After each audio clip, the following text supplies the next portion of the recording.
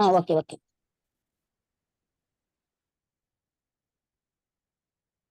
సప్తఋషులు అత్యంత జ్ఞానోదయం జీవులు. దేవతల కన్నా గొప్పవారు అనని భావిస్తారు ఋషుల్ని. వారి జ్ఞానం తరతరాలుగా మనకి పంచబడింది.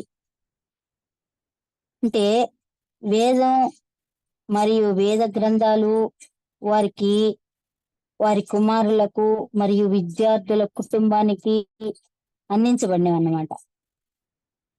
ఈ ఋషుల నుండే గోత్రాలు పుట్టుకొచ్చాయి. ఋషి పంచమిని సప్త ఋషుల గౌరవార్థము జరుపుకుంటారు.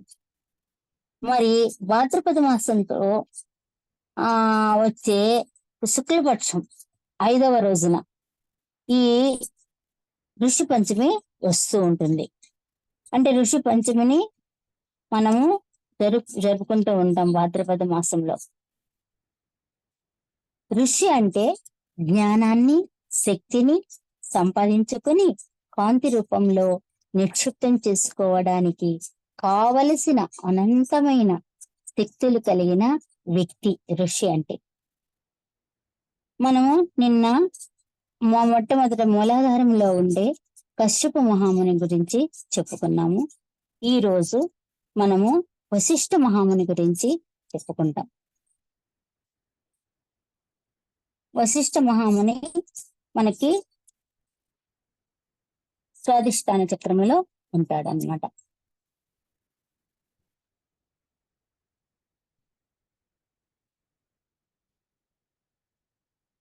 వశిష్ఠ మహర్షి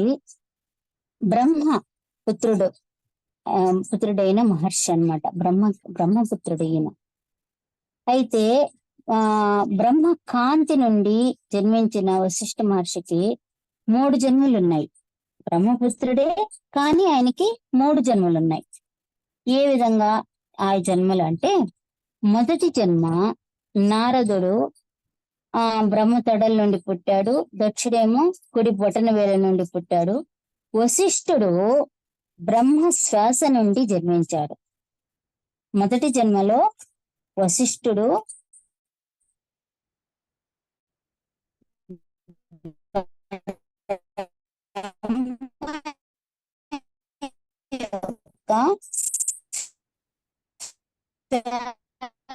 బ్రేక్ అవుతుంది మేడం. శ్వాసను. ఈ జన్మలో అరుంధతి వారు ఆమెకు రావట్లేదు మేడం, మళ్ళీ ఒకసారి రిపీట్ చేయండి. బ్రహ్మ తొడల నుంచి నారదుడు వారు వచ్చారా? చెప్పండి. మొదటి జన్మలో నారదుడేమో బ్రహ్మ తొడల నుండి పుట్టాడు. దక్షుడేమో కుడి బొటన వేలు నుండి పుట్టాడు. దక్ష ప్రజాపతి అంటాం కదా, ఆయన కుడి బొటన వేలు నుంచి బ్రహ్మ యొక్క కుడి బొటన వేలు నుండి పుట్టాడు. వశిష్ఠుడు బ్రహ్మ శ్వాస నుండి జన్మించాడు. బ్రహ్మ శ్వాస నుంచి. ఈ జన్మలో అరుంధతీదేవి ఇతని భార్య, అంటే వశిష్ఠుని భార్య అరుంధతీదేవి. ఈమెని ఊర్జ అని కూడా అంటారు, పిలిచేవారు. ఆమెకు 7 పుత్రులు జన్మించారు. వారంతా బ్రహ్మర్షులయ్యారు. అంటే బ్రహ్మర్షి పదవిలో అందుకున్నారన్నమాట. అప్పుడు ఇలా ఉన్నప్పుడు మరణం ఎలా సంభవించిందంటే, వశిష్ఠుల వారికి దక్షుడు యజ్ఞం చేశాడు కదా, దక్ష యజ్ఞము అని అంటాం కదా. ఆ దక్ష యజ్ఞంలో చాలా మంది దేవతలు, ఋషులు మరణించారు. అంటే అప్పుడు యుద్ధం జరిగింది. ఆ యుద్ధంలో అక్కడ దేవతలు, ఋషులు వాళ్ళందరూ మరణించారు. ఆ మరణించిన వాళ్ళల్లో వశిష్ఠుడు కూడా అందులో ఉన్నాడనమాట.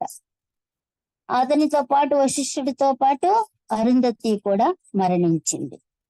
అంతటితో మొదటి జన్మ పూర్తయింది. వశిష్ఠుడిది మొదటి జన్మ పూర్తయింది. ఇంకా రెండవ జన్మ ఏంటంటే, ఎట్లా పుట్టాడు అంటే, వశిష్ఠుడు బ్రహ్మ యజ్ఞగుండం నుండి ఆవిర్భవించాడు. బ్రహ్మ యజ్ఞగుండం నుండి ఆవిర్భవించాడు. ఈ జన్మలో అతని భార్య అక్షమాల. ఈమె అరుంధతి పునర్జన్మ. అంటే పూర్వజన్మలో వశిష్ఠుని భార్య అరుంధతి, అరుంధతి పునర్జన్మే అక్షమాల. అంటే ఈ జన్మలో ఆమె పేరు అక్షమాల అన్నమాట. ఆ విధంగా ఉన్నప్పుడు వాళ్ళు ఆ జన్మ కూడా పూర్తయిపోయింది వాళ్ళది. అది 2వ జన్మ. తర్వాత 3వ జన్మ ఎత్తడం జరిగింది. 3వ జన్మలో వశిష్ఠుడు వరుణామిత్రుల కుమారుడుగా జన్మించాడు. వరుణామిత్రులు అని దేవతలు ఉన్నారు. వాళ్ళ కుమారుడుగా జన్మించాడు వశిష్ఠుడు. కుండలో జన్మించిన ఈ జన్మలో అతని సోదరుడు అగస్త్యుడు. కుండలో జన్మిస్తారనమాట. కుండలో అగస్త్యుడు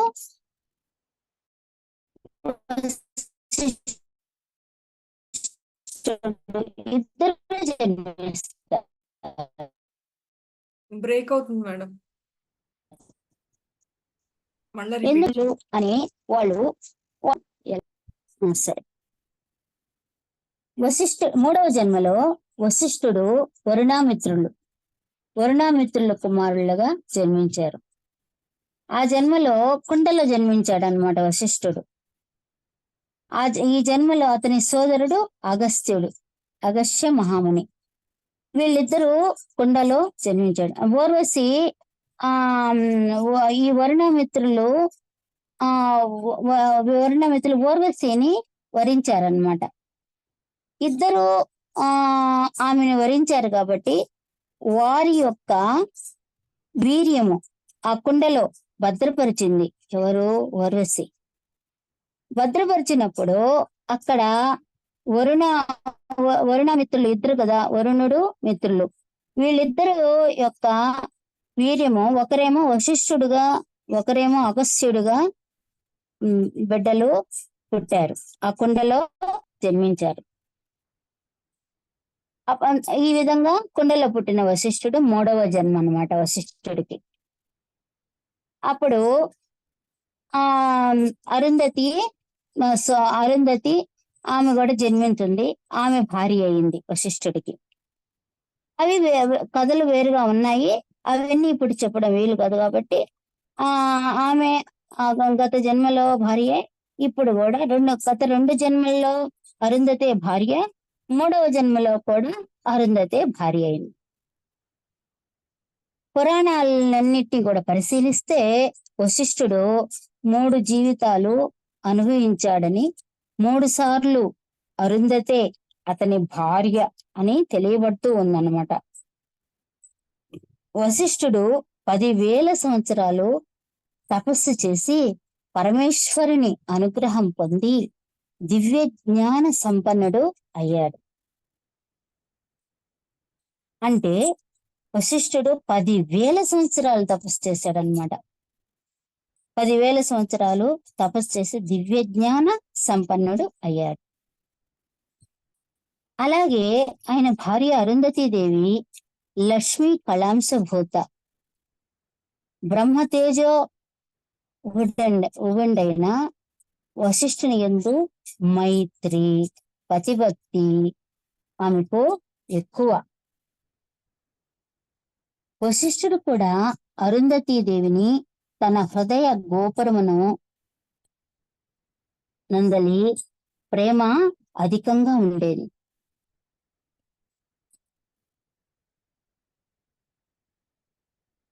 ఆ ప్రేమానురాగము ఆ విధంగా ప్రవర్తిస్తూ ఈ పుణ్య దంపతులు ఇద్దరు ఛాయా ప్రభాకుల్లాగా ప్రబలుతూ ఉండేవారు.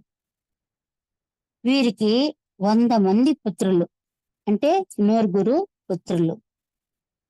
ఆ పుత్రులను కూడా తనంతటి వారిని చేశాడు వశిష్ఠుడు.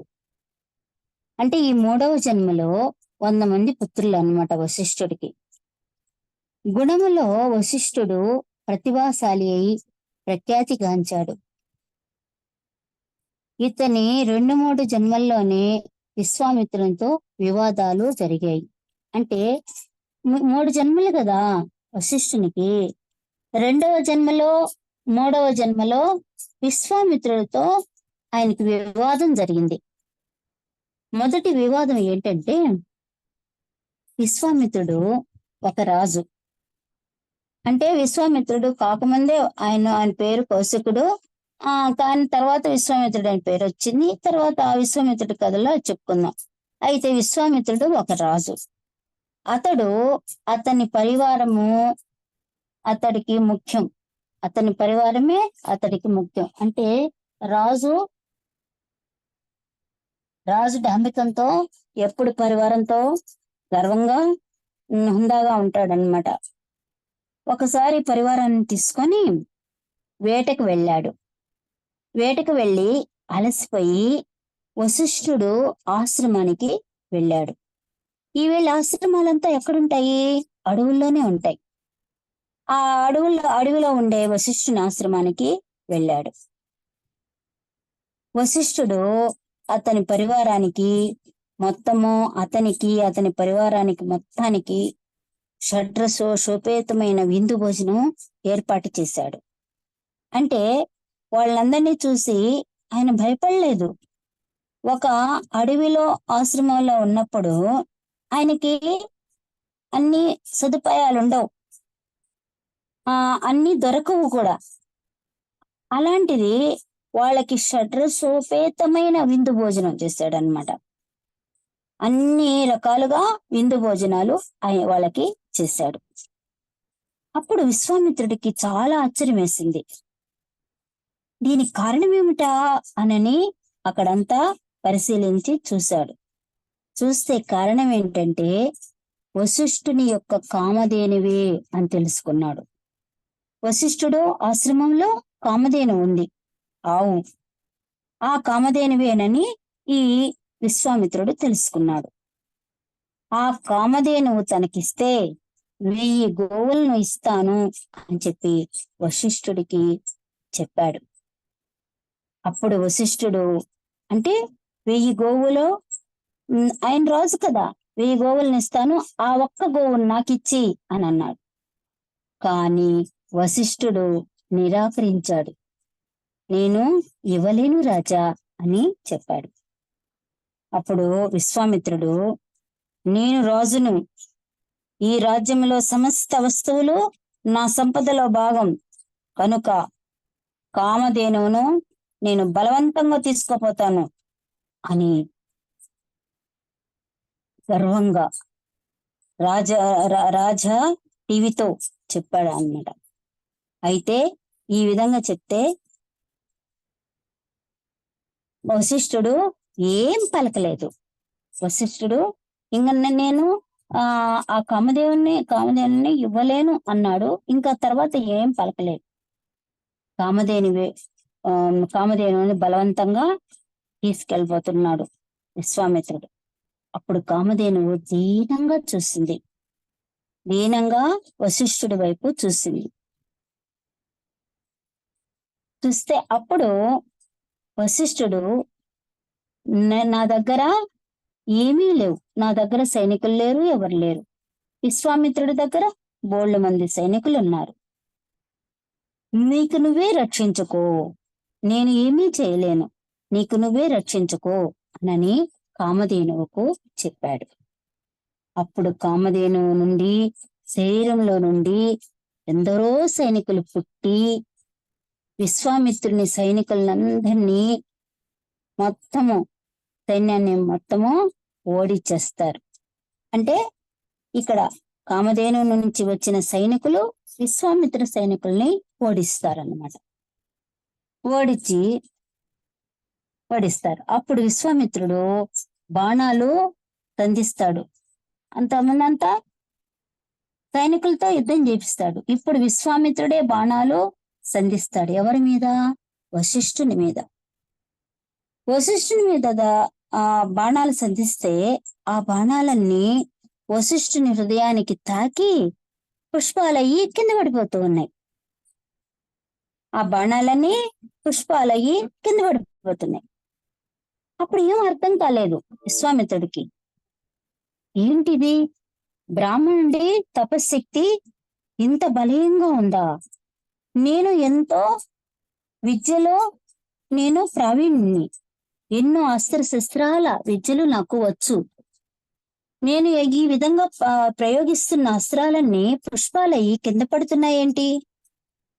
నేను నేను ప్రయోగించినవన్నీ కూడా వ్యర్థమైపోతున్నాయేంటి అని అనుకొని, అంటే ఈ తపశక్తి క్షత్రియుని శక్తి కంటే అధికము అని విశ్వామిత్రుడు తెలుసుకున్నాడు. అంటే తపశక్తి కంటే క్షత్రియుని శక్తి చాలా, తపశక్తి క్షత్రియుని శక్తి కంటే అధికం అని తెలుసుకున్నాడు. తెలుసుకొని ఓటమిని అంగీకరించాడు, తలవాల్చుకున్నాడు, వెనక్కి వెళ్ళిపోయాడు.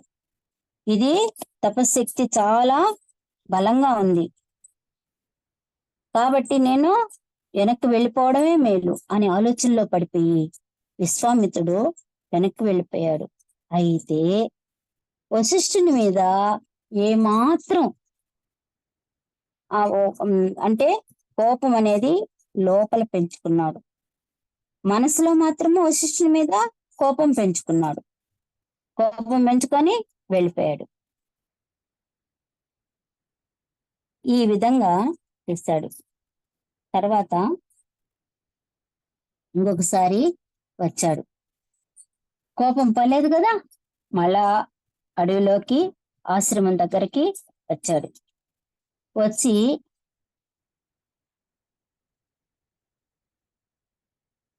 మళ్ళా ఆ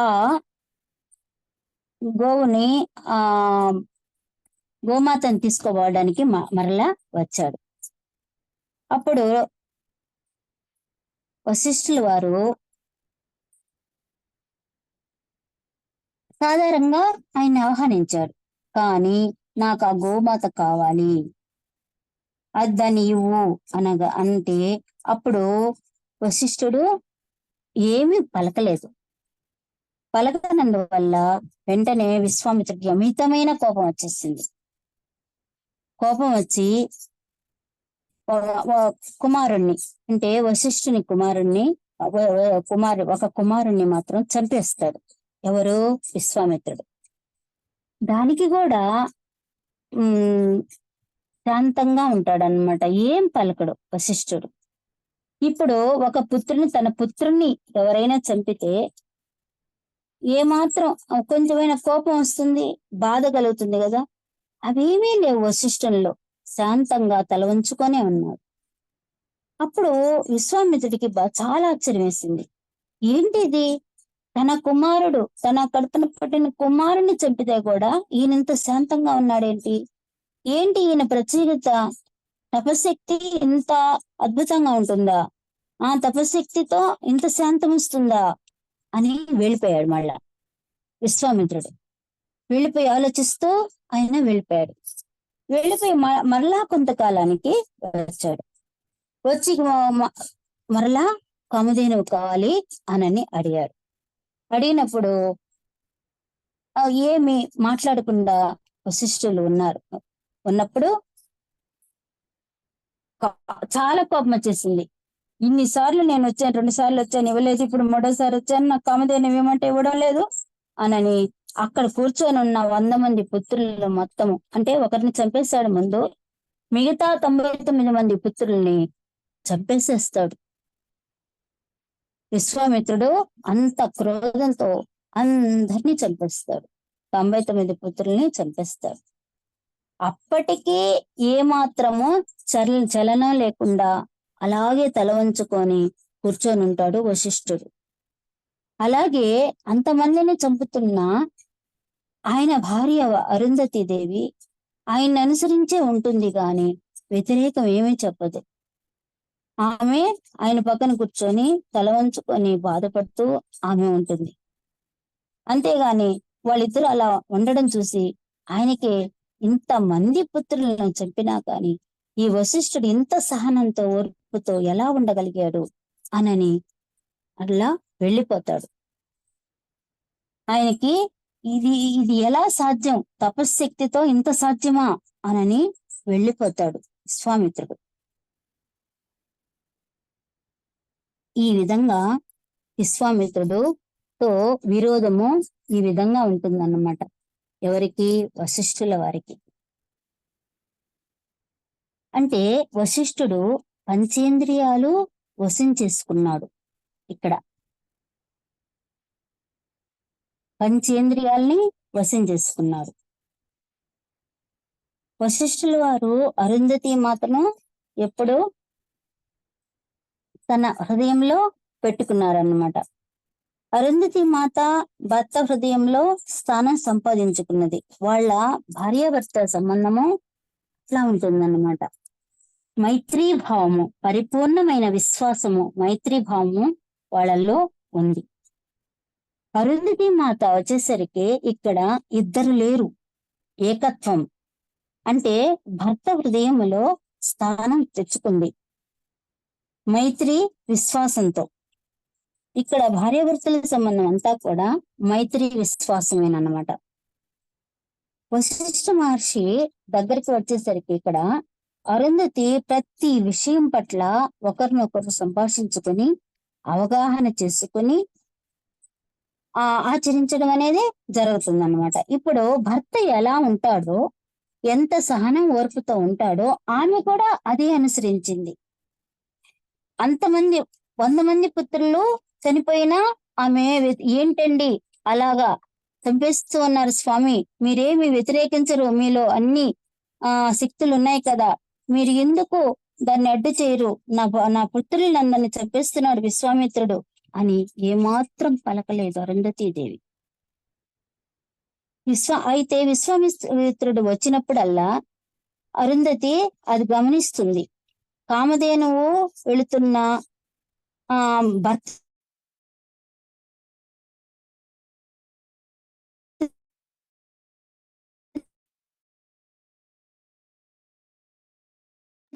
మేడం బ్రేక్ అవుతుంది. చేస్తున్న పని పట్ల పూర్తి విశ్వాసం. ఈమె కూడా ఆయన ఎలా ఉన్నా 100 మంది కొడుకులను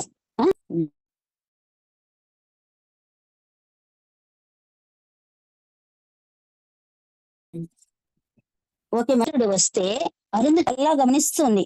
కామధేను అడుగుతున్న అదే గమనిస్తుంది.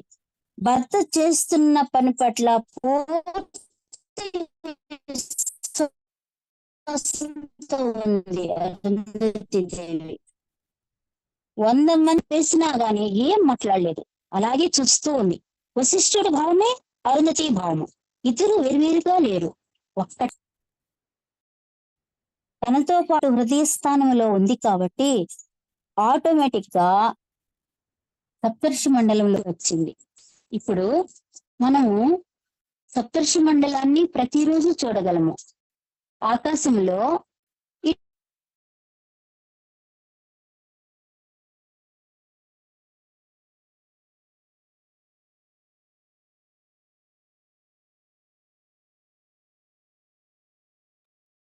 మేడం బ్రేక్ అవుతుంది మేడం. చెప్పానా? విశ్వామిత్రుడు వస్తుంటాడు కదా ఆశ్రమానికి. వచ్చినప్పుడల్లా అరుంధతి చూస్తూ ఉంటుంది అన్నమాట, గమనిస్తూ ఉంటుంది. కామధేనువును అడిగేది వింటూ ఉంటుంది. భర్త చేస్తున్న పని పట్ల పూర్తి విశ్వాసంతో ఉంటుందన్నమాట.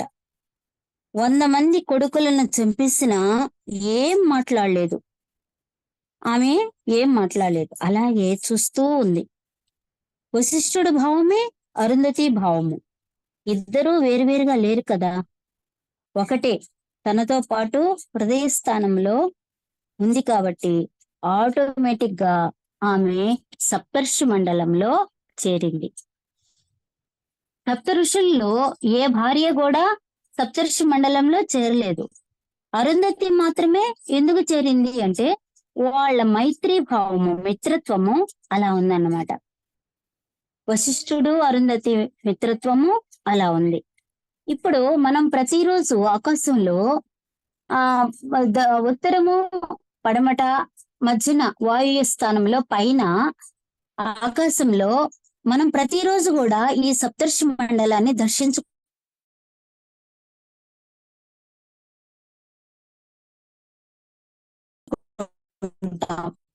చూడండి, ఎవరైనా కానీ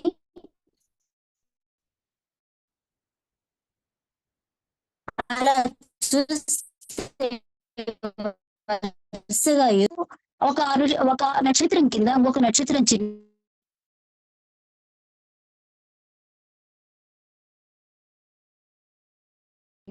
నక్షత్రం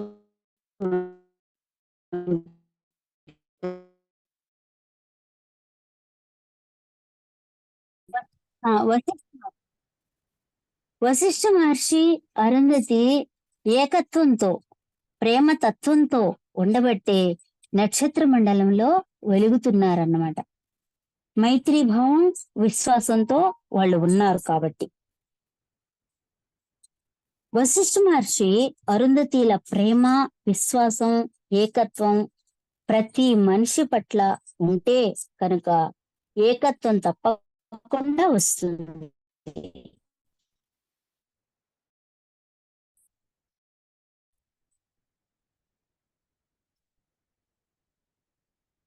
ఆదిశక్తి మొదట శక్తిగా ఇవ్వబడింది, అది శివుడుగా.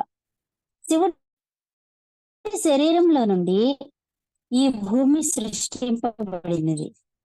ఆ శక్తి నుండి ఏదైతే శక్తి తనలో నుంచి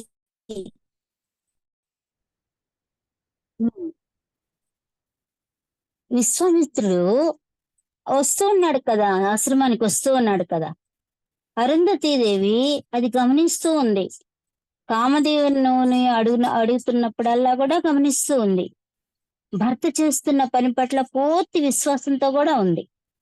100 మంది పుత్రులను కొడుకులను 100 మంది కొడుకులను చంపేసినా కానీ ఏం మాట్లాడలేదు. అలాగే చూస్తూ ఉంది అరుంధతి మాత. వశిష్ఠుడు భావమే అరుంధతి భావము. ఇద్దరూ వేరువేరుగా లేరు, ఒకటే. తనతో పాటు హృదయ స్థానంలో ఉంది కాబట్టి ఆటోమేటిక్ గా ఆమె సప్తఋషి మండలంలో ఉండిపోయింది. అంటే ఇక్కడ సప్తఋషులు 7 మంది ఉన్నారు. 7 మంది భార్యలు ఎవరు అక్కడ లేరు. వశిష్ఠుడి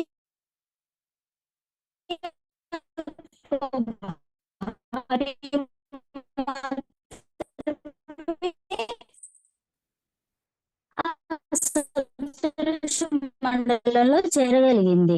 అంటే వాళ్ళ మైత్రి, స్నేహభావం అట్లాంటిది. ఇక్కడ అటు పడమడ మధ్యన వాయువ్య స్థానం వైపు చూస్తే మండలం అనేది మనం చూడగలం. అంటే వరుసగా 7 నక్షత్రాలు ఉంటాయి. ఆ నక్షత్రాలే సప్త ఋషులు. ఆ నక్షత్రాల కింద ఒక చిన్న నక్షత్రం ఉంటుంది. అదే ఆ నక్షత్రమే అరుంధతి మాత. మనము ప్రతిరోజు కూడా గమనించవచ్చు అక్కడ. తర్వాత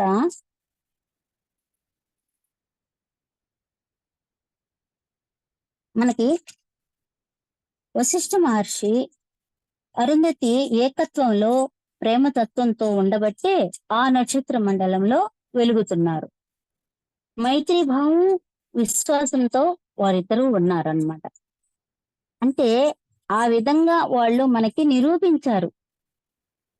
ఆ విధంగా ఉండాలి భార్యాభర్తలు అనేది అక్కడ మనకి చూపిస్తున్నారు అన్నమాట. ఒకసారి అరుంధతి మాతను పరీక్షింపాలని ఏం చేస్తాడంటే వశిష్ఠ మహర్షి ఆమెను ఎలాగైనా పరీక్షించాలి అని అనుకున్నాడు. ఒకసారి ఒక కలిసం అంటే ఒక చెంబు, ఆ చెంబుని ఇచ్చి నేను వచ్చేంత వరకు నీవు పట్టుకునే ఉండు, దీన్ని పట్టుకునే ఉండు, నేను తిరిగి వచ్చేంత వరకు దీన్ని పట్టుకునే ఉండు అనని ఒక కలిసాన్ని ఆమె చేతికి ఇచ్చి వెళ్ళాడు వశిష్ఠుడు. వశిష్ఠుడు కొన్ని రోజుల దాకా రాలేదన్నమాట. ఎన్నో రోజుల తర్వాత అప్పుడు వచ్చాడు. వచ్చినప్పుడు అప్పటి వరకు ఆమె అదే స్థానంలో నిలబడుకొని ఆ కలశాన్ని అట్లాగే పట్టుకొని ఉంది. చూడండి, ఆమె గొప్పతనాన్ని సమాజానికి తెలియాలని నిరూపించాడు వశిష్ఠుడు. అంత గొప్ప పతివ్రతా ధర్మంతో ఆమె ఉండేదన్నమాట అరుంధతి మాత. వశిష్ఠ మహర్షి అరుంధతిల ప్రేమ, విశ్వాసము, ఏకత్వము ప్రతి మనిషి పట్ల ఉంటే ఏకత్వము తప్పకుండా వస్తుంది. మనకు కూడా ఏకత్వం అనేది వస్తుంది.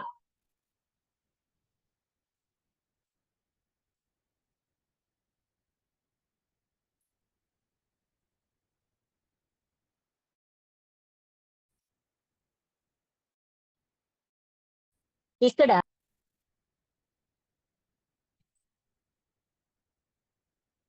వశిష్ఠ మహర్షిలో భాగంగా అరుంధతి మాతను ఏ విధంగా తెచ్చుకున్నాడో తన పైన విశ్వాసం కలిగి మైత్రితత్వంతో ఉండగలిగింది అరుంధతి మాత కూడా.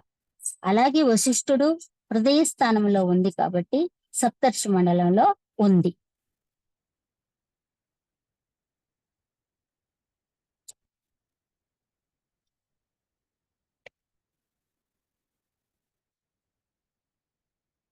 పేరు కౌశికుడు.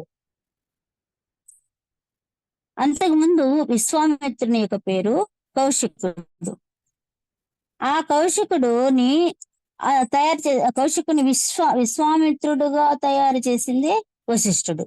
తర్వాత మనం ఇప్పుడు విశ్వామిత్రుడు అని చెప్పుకుంటున్నాం, అతని పేరు కౌశికుడు అన్నమాట. అంతకుముందు విశ్వామిత్రుడుగా తయారు చేసింది కూడా వశిష్ఠుడే.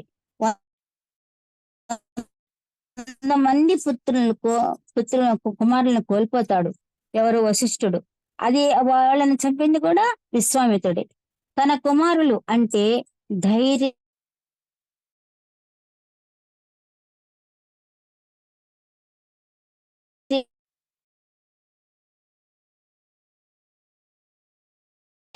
వినుదన్నుగా ఉండేవారు కదా కుమారులు. ఆశ్రమ ధర్మానికి రక్షణగా తనకు ఉపయోగపడడానికి తన సంతానాన్ని కోల్పోయాడు. లోక కళ్యాణానికి ఎవరు ఉపయోగపడాలి? ఇక్కడ విశ్వామిత్రుడు ఉపయోగపడాలి. విశ్వామిత్రుడిని తయారు చేయాలంటే ఆయన చేసే పనులకంతా కూడా ఈయన అంగీకరించాల. ఎవరు? వశిష్ఠుడు. తను అంగీకరిస్తేనే ఆ కౌశికుడుగా ఉండే ఆయన్ని విశ్వామిత్రునిగా నేను తయారు చేయగలను అనుకుని అంత ఓర్పు సహనంతో ఉన్నాడన్నమాట. ఎవరు? వశిష్ఠుడు. లోక కళ్యాణం కోసము తన సంతానాన్నే కోల్పోయాడు. ఆ నూరుగురు కుమారులు కూడా తన భర్తపై ఉన్న విశ్వాసంతో అరుంధతి మాతగా ఉంది. అంటే భర్తపై విశ్వాసం ఉంది ఆమెకి. అంతమంది కుమారులు కోల్పోతుంటే, అంతమంది కుమారులను చంపిస్తుంటే ఆ భార్యకి ఎంతో దుఃఖం ఉంటుంది కదా. అంటే ఆడవాళ్ళకి కన్న ప్రేమ అనేది ఉంటుంది. అయినా ఆమె భర్త మీద పూర్తి విశ్వాసంతో ఉంది కాబట్టి ఆమె అలాగే భర్త విశ్వాసంతోనే అలాగే ఉంది.